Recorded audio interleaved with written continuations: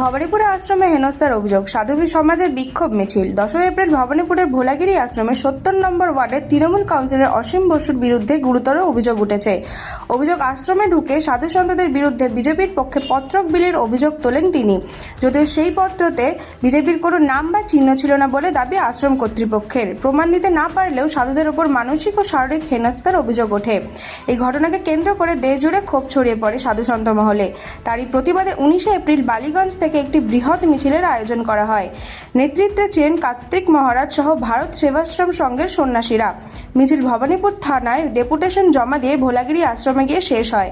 সেখানে বক্তব্য রাখতে গিয়ে স্বামী তেজেশ্বরানন্দ গিরি মহারাজ শাসক দলকে কড়া হুঁশিয়ারি দেন।